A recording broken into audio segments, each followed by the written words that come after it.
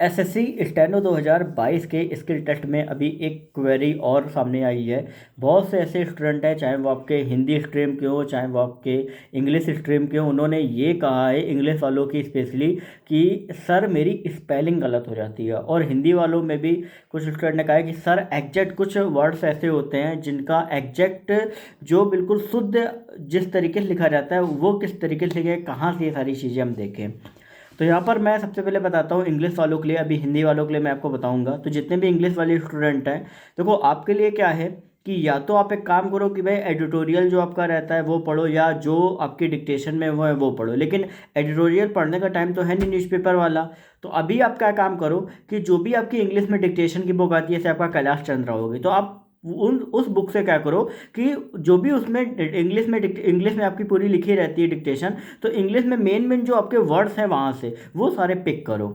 वहाँ पे आपको वर्ड्स कुछ कुछ लिखे होंगे, वो अपने पिक करना स्टार्ट कर दो कि भाई ये वर्ड्स का जो स्पेलिंग है वो कैसे क्या होती है, प्रोनाउंसिएशन जब हम पूरा लिखेंगे तो वो किस तरीके से हम पूरा लिखेंगे। ठीक है, क्योंकि जब प्रोनाउंसिएशन आपका बोला जाता है ना, तो वो आपको दिमाग में पूरा क्लिक होना चाहिए। अगर आपको पूरा वर्ड याद है तभी आप कर सकते हो। तो इस तरीके से आप जब देखना चालू करोगे, मेन मेन वर्ड्स आप छांटना चालू करो, ये स्पीच में आ सकते हैं, तो वहाँ से आप एक तरीके से लगभग लगभग अपना काम कर ले जाओगे। ठीक है, बाकी कुछ बचे तो अगल बगल से डिस्कस कर लेना, स्किल टेस्ट में कोई प्रॉब्लम नहीं है।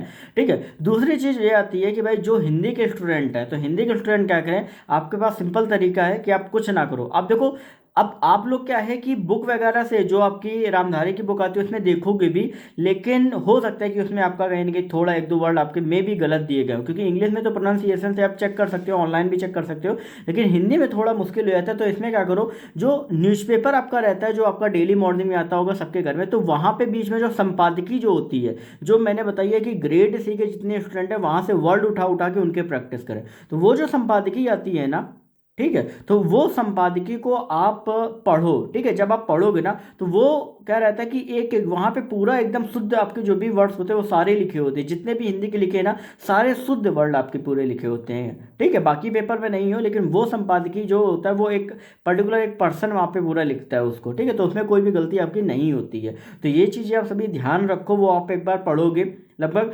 अभी टाइम एक महीने का, तो लगभग अगर आप अभी से पढ़ना स्टार्ट करोगे थोड़ा थोड़ा, तो आपको चीज़ें क्लियर हो जाएंगी कि भाई कौन सा वर्ड जो है उसका शुद्ध रूप जो है वो आप सभी का क्या रहता है। ठीक है, क्योंकि ये सारी चीज़ें आपको पता होनी बहुत ज़्यादा जरूरी रहती है एग्जाम के पहले।